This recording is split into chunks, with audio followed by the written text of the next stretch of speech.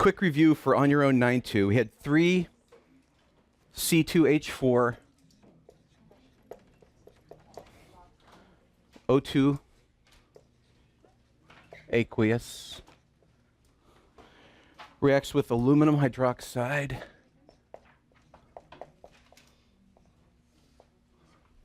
Three aqueous to produce aluminum acetate.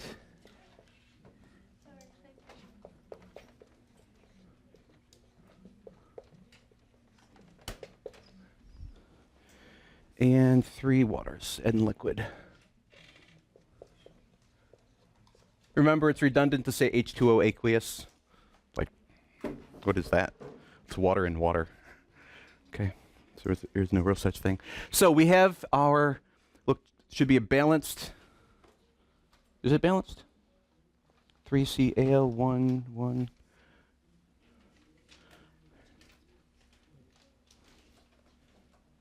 Three H's.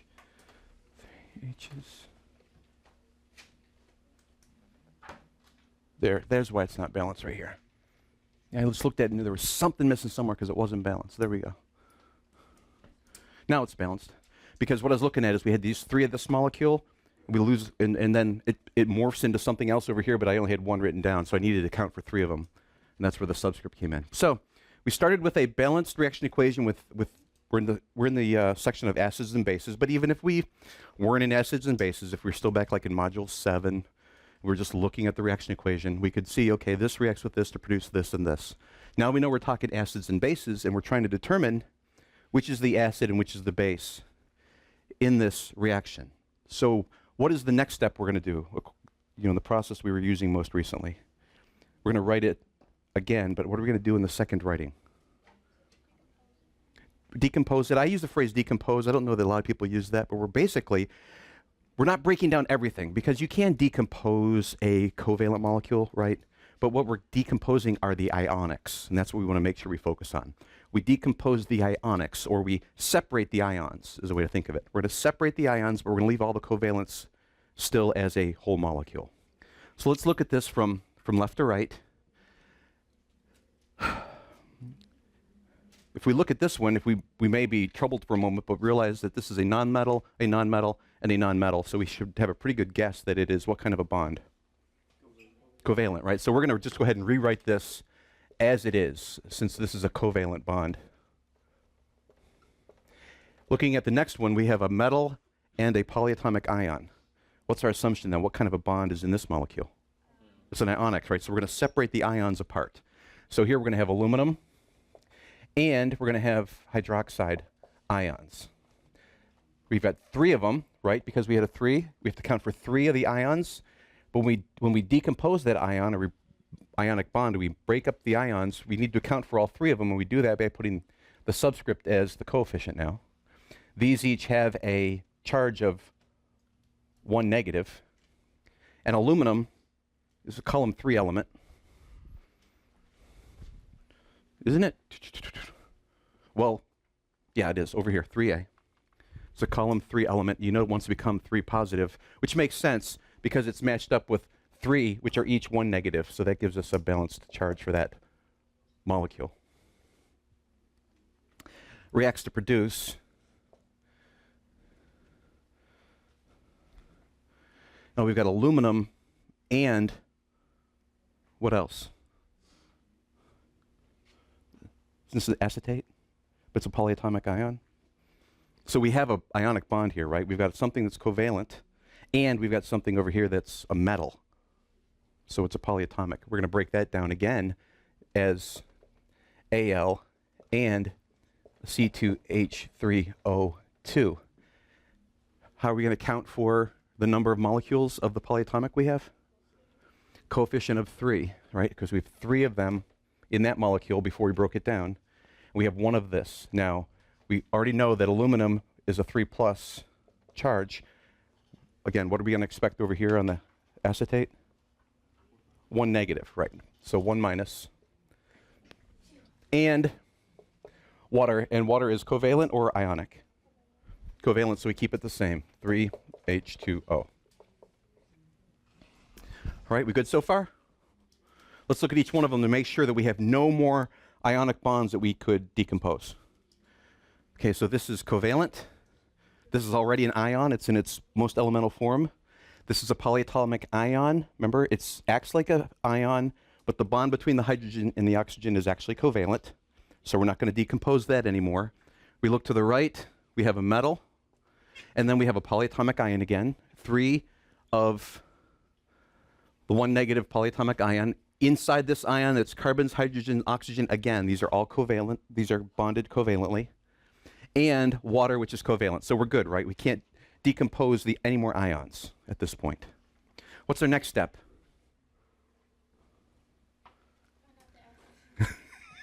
Let's go ahead and do one step before that to eliminate clutter. Brendan? Eliminate the spectators. Like going to the football game and get rid of the crowd, right? Because they're not doing anything anyway. They're just making noise and getting in the way, but they're not fundamental to the game, unless you got the 13th man and all that kind of stuff. But okay, so we're going to eliminate the spectators. We look to the left and the right of the reaction symbol, and we look for those things which do not change. And since they do not change from left to right, they do not change from the reaction side to the product side, they're really not fundamental to the reaction. They're there because they're part of one of the original molecules, but they're not important for the reaction of acid and base reaction, okay? So now that we've eliminated the spectators, now we're going to look to and find which of the molecules on the reaction side loses a hydrogen and which one gains a hydrogen. So where do we lose a hydrogen from as we move from one side to the other? Look at one of the molecules, look at its corresponding molecule on the other side, and which one loses a hydrogen. Right? This one here? See, it's a C2H4O2 to a C2H3O2. We've lost a hydrogen. So this one right here has it donated or accepted a hydrogen? It's donated. It's donated a proton. Donated a proton, or you can think of it as donated a hydrogen ion, which is a proton, same thing. So this donated, so it is what? It's the acid in this reaction. By elimination, this must be the base. So it accepted. So we look at this. To accept the hydrogen would make it, instead of OH, it would be OH2 or H2O, which we see over here. So this accepted a proton, or it accepted another way, accepted a hydrogen ion, and therefore it is the base. Now it's the base in our ionically decomposed reaction. What is the actual base in the reaction? Okay, so we know the hydroxide is the component that is the base. This comes from originally from the aluminum hydroxide. And so in the original equation, you would say which was the acid and which was the base. This didn't change. Here's your acid. This is the ion, which is the base. It comes from this original molecule. So this aluminum hydroxide is your base, because you wouldn't have the hydroxide without the aluminum hydroxide. And when it's only partial, yeah, it usually does include a spectator ion, which gets eliminated. Or if there are no spectator ions, this is going to be part of one of your products of reaction. Okay. So that process pretty much makes sense. You remember that process? Okay. If we look at number 3, 9-3, let's see, H3PO4, aqueous, plus 3KOH, potassium hydroxide, aqueous, reacts to produce 3H2O, liquid, and K3PO4, potassium phosphate, K3PO4, aqueous. Okay? So based on this, you think we can handle doing this one? Okay, take out a blank piece of paper and do it.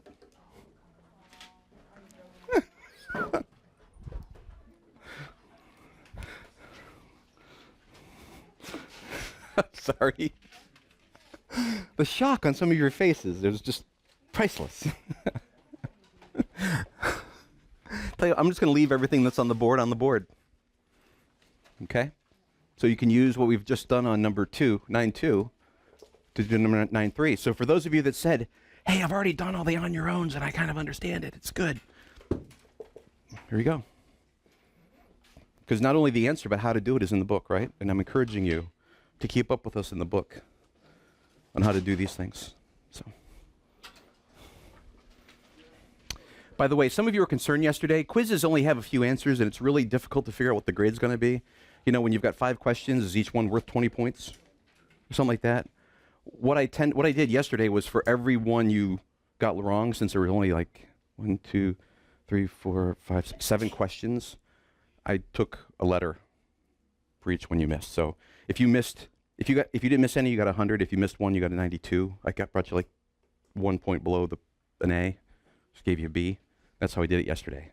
So some of you, your classmates might have graded it, and you missed 2, and they put an 80 or an 80 on it, or some people put a 60 on it. I just took a grade per error, which still can rack up pretty quickly. I understand that, but as a class, you did very well yesterday. So.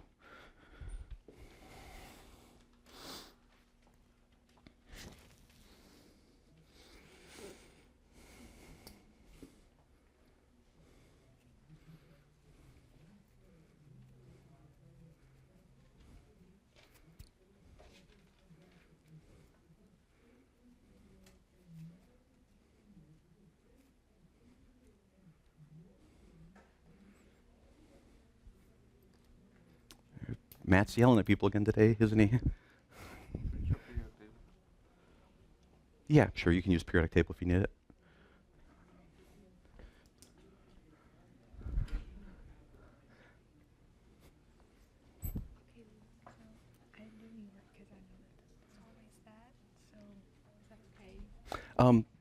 Would you show the decomposition, please? Thank you. And hopefully everyone else will be just like that in a few minutes, okay? Mm-hmm.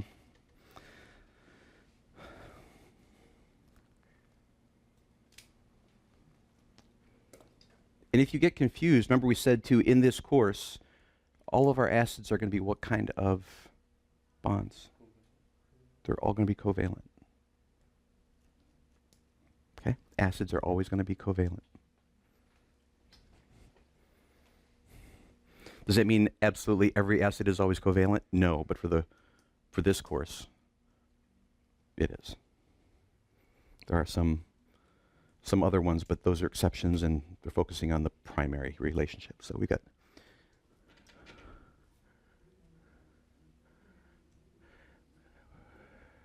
what I mentioned over there to Crystal was some of you would be very easy right now just to give me the acid and the base because you're recognizing them already, which is awesome, but I do want you to try to decompose the reaction. Yes, ma'am? Okay.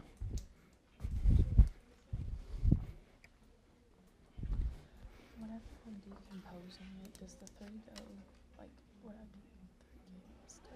do? Mm-hmm. Mm-hmm. Yep. This is where it's testing whether or not you understand what coefficients and subscripts mean. How are you accounting for all the components? Yes, sir? Yes, you may. Yeah, leave it behind. I'll take it. Thank you.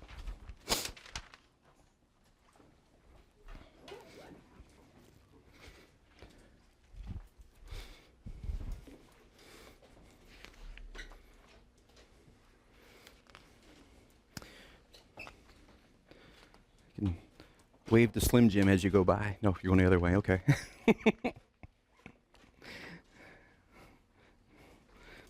Me and Slim Jim, it's like all Stanley Laurel and Oliver Hardy, right?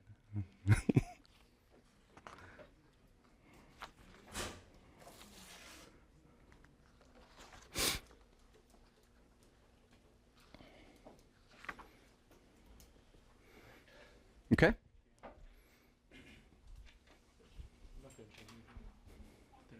Did I decompose those right? Mm-hmm. Mm-hmm.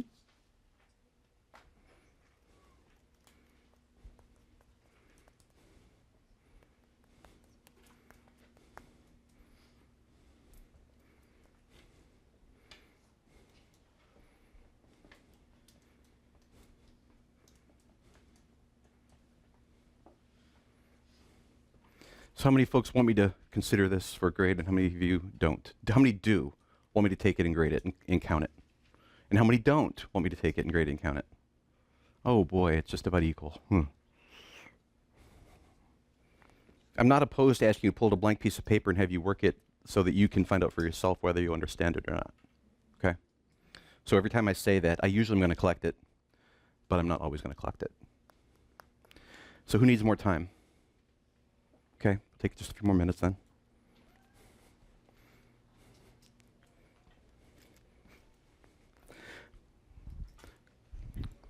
And I think it does you a benefit for me to make you think it's going to be a graded quiz, so you deal with the anxiety a little bit. You deal with, hey, can I really do this or not?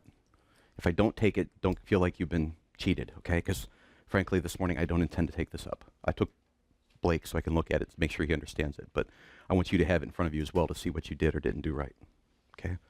So that's what I'm going to do this morning. If you want to keep it in there, you can, but it's going to be just for you. I'm not taking it.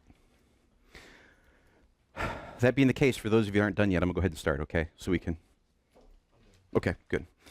Let's go ahead and look at this reaction equation, go through and look at which ones can we decompose because they're ionic. We're not going to decompose covalents, just going to decompose the ionics.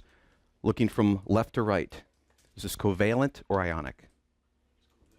It's covalent, right? It has in it a structure that we are used to seeing that is occasionally a polyatomic ion, right? But in this case, it's not. In this case, it's all covalent. And we're going to figure out in just a minute, you may or may not recognize that. When you figure out later on that this is the acid, it kind of makes it easier, right? Because we said the acids are all covalent. That's why I said that again for this course. If you look up and say, well, I know, for example, this is the base. And some of you know that. You looked at this and said, hey, there's hydrogens like crazy. And hey, over here, look at it. I've got an OH. I know what the acid and base is, Mr. Baker. Do I need to do anything else? Yes, please. Show some more work, because it's not always going to be that obvious. But for this one, we would just go ahead and carry this down. H3PO4. Why do I do this? Well, I'm one of those math teachers. Now, I'm certified for both science and math and Bible. And I'm one of those math teachers that likes to see, hey, I keep writing everything that's been solved as far as I can go. I keep writing it down over and over and over again until the very bottom, it's all been resolved, right? So I repeat myself step, step, step, step, step, step, all the way down the page. I want you to do the same thing here in chemistry. You know, the equations are a little bit different, but the math concepts are the same. This is covalent. We're going to just carry it down. Next, we've got the potassium hydroxide. Is this ionic or covalent? It's an ionic, right? You should see the potassium and the hydroxide here, recognizing this as our polyatomic ion. This has a -1 charge. This has a +1 charge. Does that make sense from over here? Yes. Potassium is a column 1A element. It wants to go to a +1 charge to complete its octet. So it wants to lose an electron. Then the question that several of you had was, how do I deal with this 3, the coefficient? Remember, when we go ahead and divide this molecule, we're going to break up the ionic bond right there, the 3 tells us that we've got 3 of everything that follows the 3. So we have 3 potassiums and we have 3 hydroxides to make up 3 potassium hydroxides. 3 sets of 1 and 3 sets of 1. So it would decompose and look something like this. 3K plus 3 OH negative. All right? Remember we mentioned yesterday that this chapter uses our understanding of coefficients and subscripts to make sure that we account for all the atoms or all the molecules. And this is part of that accounting. Each one of those molecules has 1 potassium and 1 hydroxide polyatomic ion. But we have 3 of them, so we need 3 of each of those parts. 3 potassiums and 3 hydroxide ions. This acid and base combination reacts to produce 3 waters. And again, waters are covalent. We're just going to always carry the water down. And ionic or covalent? It's ionic, right? So again, here though, we break this molecule up. If you looked at it, how many molecules do I have altogether right here? How many molecules do I have? Just 1 molecule. Within that 1 molecule, I have 3 potassium ions. See? Because here it's a subscript that gets carried forward. Becomes a coefficient. 3 potassiums And 1 PO4, what's my charge?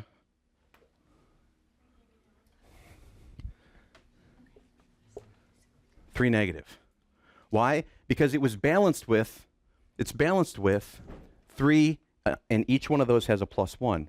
If you don't remember that it was a -3, which is one you should have memorized, you should have been able to say, well, wait a minute, whatever it is, it's one molecule that balances out 3 positives. So it must be 3 negatives. So it must have a -3 charge to balance it. Yes? Why don't you make it 4 PO? Because this segment of my ion, I'm going to just box it right there, that has only 1 phosphorus and 4 oxygens. If I bring the 4 to the front, I've now said I've got 4 phosphorus and 4 oxygens. Right? I've created 3 phosphorus out of thin air. They came out of nowhere if I do that. Okay?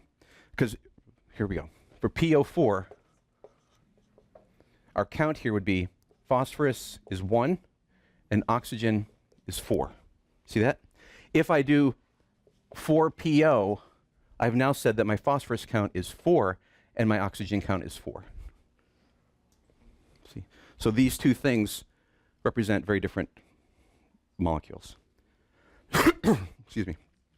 So now I'm going to look across at my ionically decomposed reaction equation, and I'm going to do the next step. So it's the equation, the balanced equation, the decomposed ionic equation. What's the next step? Spectator elimination. Boom, blow up the crowd. Spectator elimination, we're going to get rid of the potassiums. Why? Because nothing happens to them.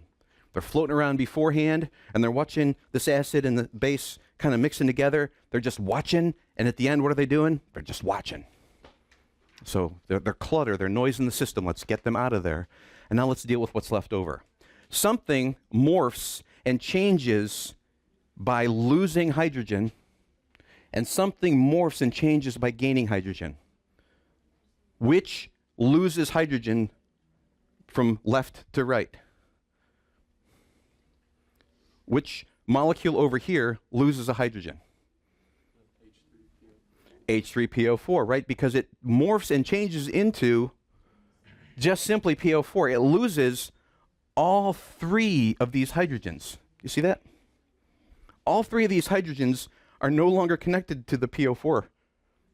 And the PO4 actually becomes the polyatomic ion, PO4, by losing those 3 hydrogens. So this would have to be my acid. And let's look over to the other ionic portion of the molecule here, or the other molecule on this side of the reaction equation.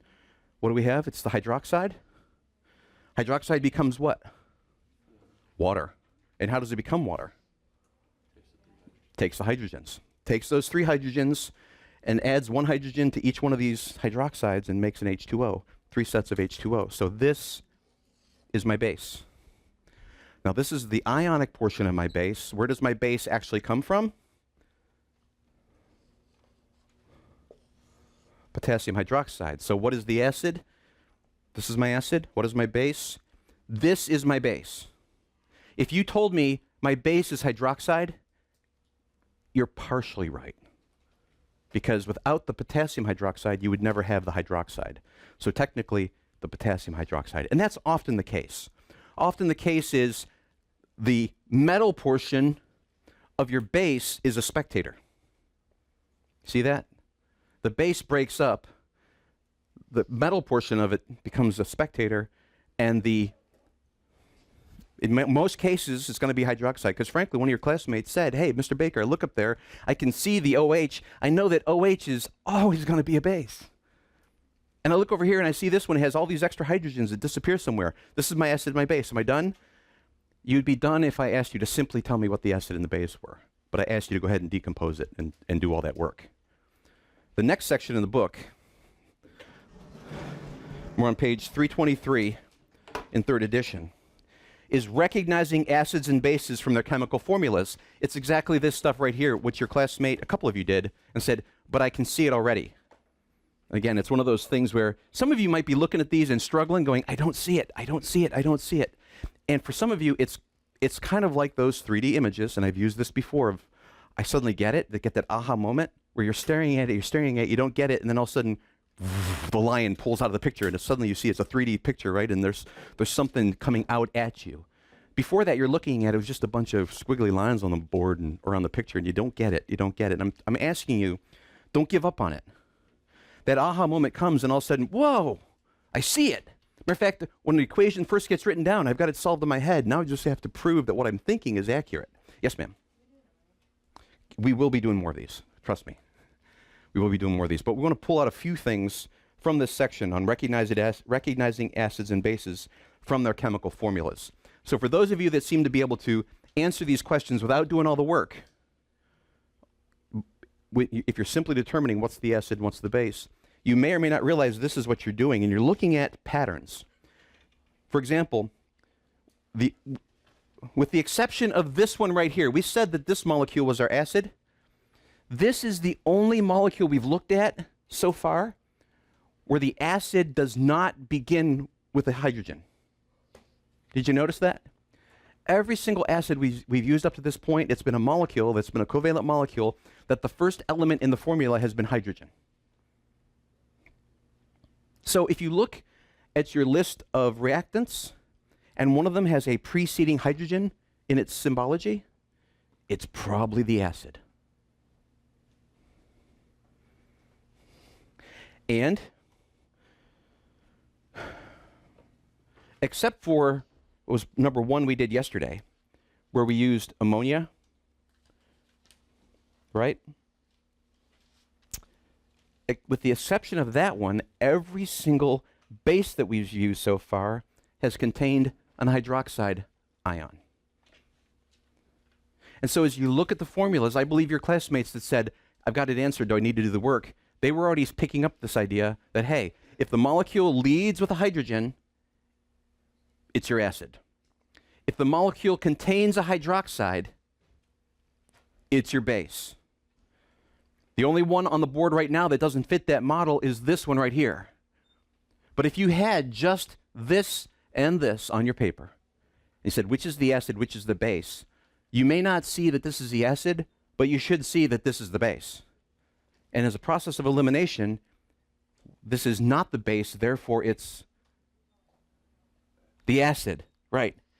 If I tell you it's an acid-base reaction, which is the acid, which is the base, the one with hydrogen leading is the acid, the one with hydroxide in it is the base. If you don't see it that quickly, by elimination say, hey, do I see one of them that must be the acid or the base, the other one must be the other, and now you've got your acid and your base. Okay?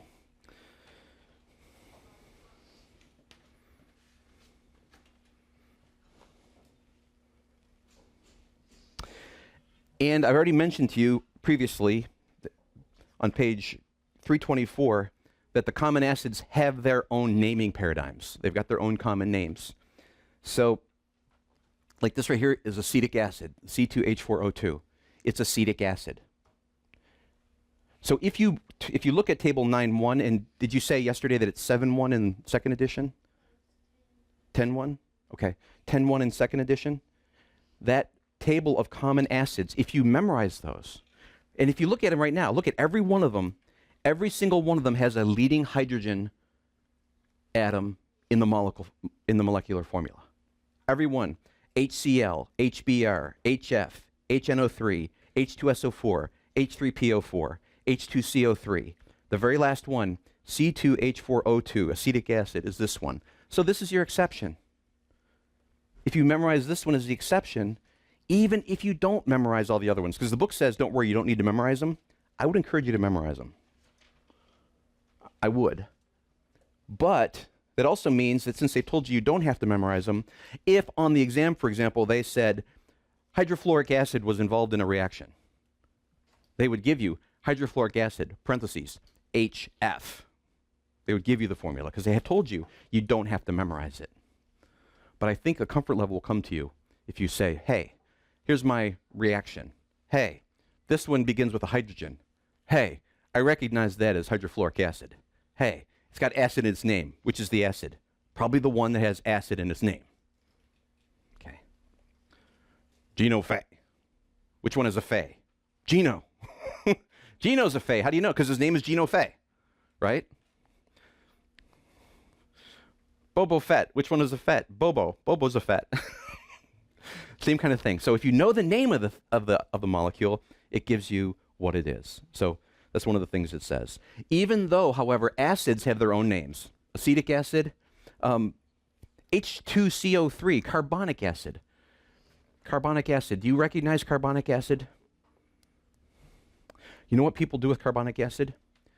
Carbonic acid is really great for cleaning up creosote and other smoke stains around fireplaces. It's an acid that'll burn away that carbon, that creosote. It cleans it up really, really well. And you drink it. You drink carbonic acid.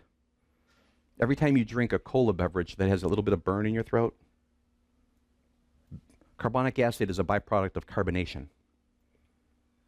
That's why some people take Coke and they use it to clean pennies, and they take Coke and they use it to clean fireplaces, because the acid in there will do a good job cleaning because it's an acid, but we consume it all the time. And that's why I said before, don't think of acids as things that burn in a destructive kind of a way. Because you all know that if you take a Coke and you drink it, it might be cold, it might even be bubbly, but if it doesn't give that little bit of a burn, it tastes like it's flat and you don't like it. That burn is actually part of what you enjoy. How do we know? Because there's a way to get rid of that carbonic acid, and even though it's just as sugared, just as cold, and just as carbonated, people don't like it. Okay? So, citric acid, when you drink orange juice, that little bit of that sourness and that little bit of a burn, without that, you don't like orange juice. You might think you do, but you don't. No, I'm not speaking absolutely. But that's a case where the acid is actually something you're looking for. You're craving the acidic response that your body has, and you're consuming it. So, we know that something, or that these molecules, that they have their acids, first of all, have their own naming paradigm. They don't follow this is a dicarbonyl-quadrahydrodioxide molecule. No, it's carbonic acid. Or in this case, no, it's acetic acid. This is acetic acid. Okay. But even though chemists have now 3 naming paradigms, right? They have one naming paradigm for covalent molecules, another naming paradigm for ionic molecules, and another naming paradigm for acids. They use the standard naming paradigms for the bases. They don't have their own base. So whereas this right up here is acetic acid, this is still aluminum hydroxide. It's not aluminum trihydroxide because it's ionic. It's got a metal and a polyatomic, right? So it's going to use the ionic naming paradigm, which means you don't have to include the number. And so blast from the past. Why don't I have to say aluminum trihydroxide? Why don't you need to know that it's tri? If I say it's aluminum hydroxide, that you know it's a 3 hydroxides. How do you know? Yep. It's the only combination that you can get because of the charges, right? The only combination you're going to get. It's not going to be AlOH2. Why? Because aluminum has a 3 plus and the hydroxide has a 1 negative, and they have to balance. And so you need a 3 to 1 to have it balanced. It's the only combination it can form. But we've learned in the covalents, the CHO molecules, man, we've seen a ton of CHOs, right? A ton of different CHO combinations. So we have to distinguish which one is which by giving the subscripts, because you can form multiple, because they're sharing instead of giving and taking. The bottom of 324, we get into this idea of polyprotics. Remember we said amphiprotics are like, one way to remember amphiprotic is, and it's not technically correct, but it's a memory tool that I use. Amphiprotic to me sounds a little bit like ambidextrous. Okay? Ambidextrous means I can do it with my right hand or I can do it with my left hand. I can go here or here, either way. And that's the idea of an amphiprotic or an amphoteric. Is amphiprotics or amphoterics, they can act as both a base and an acid, right? So they can, hey, on this reaction, I'm going to be a base. This reaction needs a base, I'm willing to be the base. This reaction needs an acid, I'm willing to be the acid. That's an amphiprotic. Within those elements, let me say that again, within those compounds that act as acids, some of them act in different ways. We know that acids, by our chemical definition, an acid is a molecule which in reaction donates hydrogens, right? That's part of our basic understanding. Acids give away or donate hydrogens, hydrogen ions, also known as a proton. On 324, they introduced this idea of polyprotic acids. A polyprotic. Remember, protic just kind of refers back to proton, right? So if you said that something is polyprotic, what does that mean? Just what does the word poly mean? Poly means what? Poly means many or more than one, right? So you have a polyprotic means that it's going to give away more than one. And this last example we did, 9.3, see this H3PO4? How many protons did this molecule give away in reaction? Gave away 3 of them. This is a polyprotic acid. That's the general name. If it gives away 1, it's an acid. But if it gives more than 1, if it gives 2 or 3 or more away, it's a polyprotic. And within the polyprotics, we give very specific names to how many they give away. Is this a polyprotic? Yes, it is. More specifically, what kind of a polyprotic is it? It's a triprotic. Okay? It's giving away 3, tricycle, 3. Is it polyprotic? Yes, it is. More specifically, it's a triprotic acid. Why? In reaction, it gave away 3 hydrogens. It's a triprotic. If, rather than 3, what do you think a acid that gives away 2? It's diprotic, right. So if it gives away 1, it's a standard acid. If it gives away more than 1, if it gives away 2 or 3, it's a polyprotic. More specifically, if it gives away 2, it's a polyprotic, which is actually a diprotic. And if it gives away 3, it's a polyprotic, which is technically a triprotic. Okay? So if I were to tell you that this acid is a triprotic acid, you would expect that it's going to give away all 3 of its hydrogens. Is this acid right here? It contains 4 hydrogens. Is it a polyprotic acid? No, it didn't act as a polyprotic. Why? It only gave away 1. It didn't give away more than 1. It just gave away 1. It's an acid, but it's not a polyprotic acid. Okay? Any questions on that, the naming paradigm there? Of protic? All acids are protic. An acid that gives away more than 1 is polyprotic. If it gives away 2, it's specifically diprotic. And if it gives away 3, it's specifically triprotic. Okay. I'm going to go ahead and leave. I'm going to leave the top one on the board, I think, for right now, 9.2. We're going to talk about something I mentioned to you the other day, about some general ways to look at an acid-base reaction, look at the results of the reaction, the product of reaction, and be able from that to figure out, which is which, or what we should expect. I'm going to write a relationship on the board, and we'll talk about it for a moment. It's this idea that an acid plus a base reacts to produce salt and water.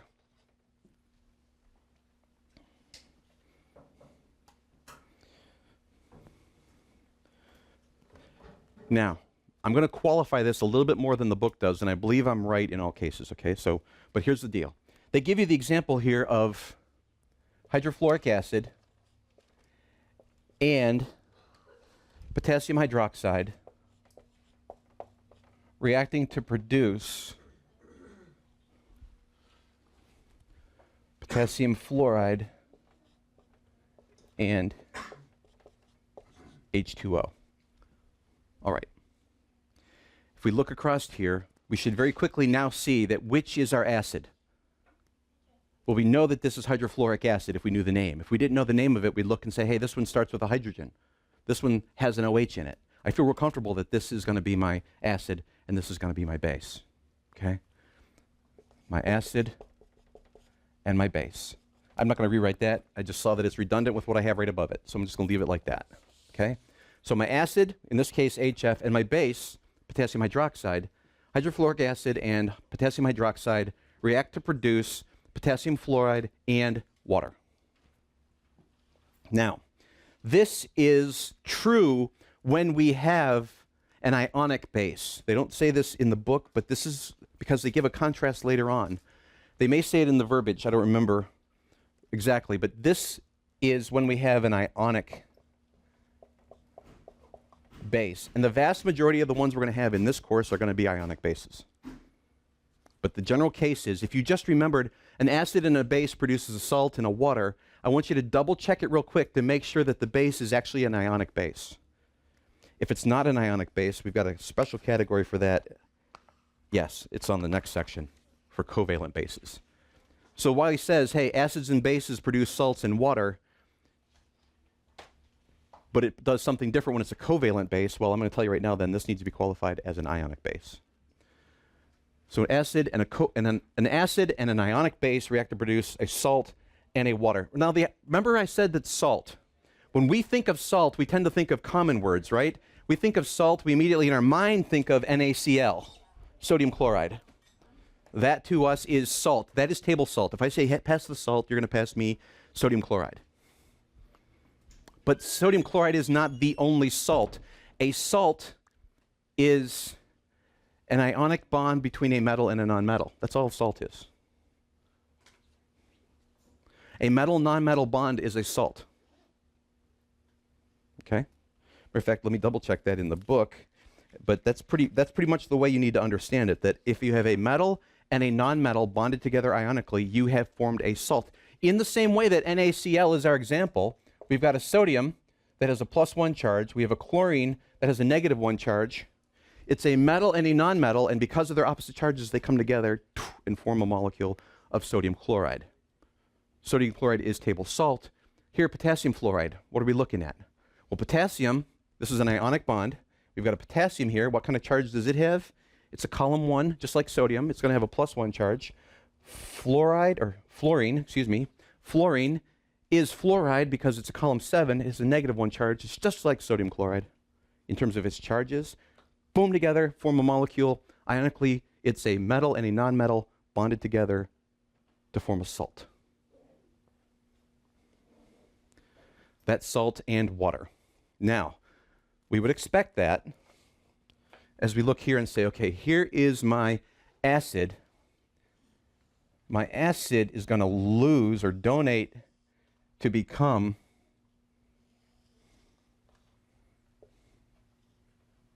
and join itself to here, right? And it's going to lose the fluoride. It's going to be part of this reaction right here. It's going to be my leftover, my fluoride is going to be over here. I've got this which is going to separate, and it's going to join this hydrogen here. See this? I'm just going to box that. My hydrogen and my hydroxide are going to bond together to form my H2O. And my fluorine and my potassium are going to bond together to form my salt. And yes, I know it's fluorine and potassium, but we put the metal first and the nonmetal second when we form the ionic bond.